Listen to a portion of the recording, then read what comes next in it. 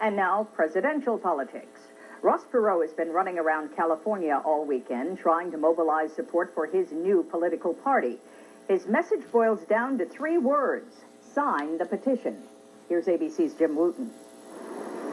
As millions of Californians opened their Sunday newspapers today to this handsome picture and this handy petition, Mr. Perot himself was on the 3rd day of his third-party sales pitch up and down the state, with a little help from his friends, of course. The opportunity to change America. Maybe so, but first he needs 890,000 signatures just to get his new party on next year's ballot here, and he needs them in the next 24 days.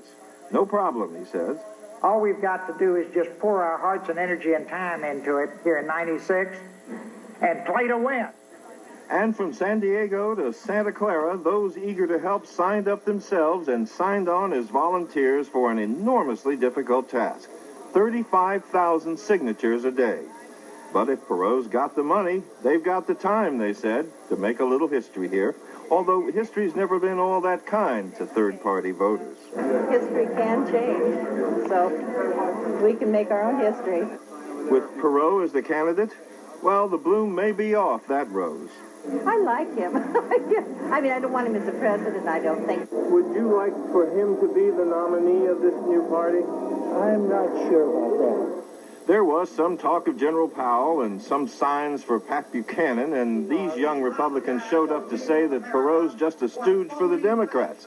They got their placard torn up and were shown the door. But the wisest words of the weekend came from the mouth of a child. We came up the stairs, and my son hears the music playing, and he says, Daddy, are we going to a circus? I says, you're not too far from the truth. While it is abundantly clear that millions of Americans are unhappy with both parties these days, it is not at all clear here on the West Coast or anywhere else that Mr. Perot, even with his bankroll, can translate that unhappiness into a serious challenge of the status quo. As hard as it may be, getting on the California ballot is probably the easiest step on a long, tough road. Jim Wooten, ABC News, San Francisco.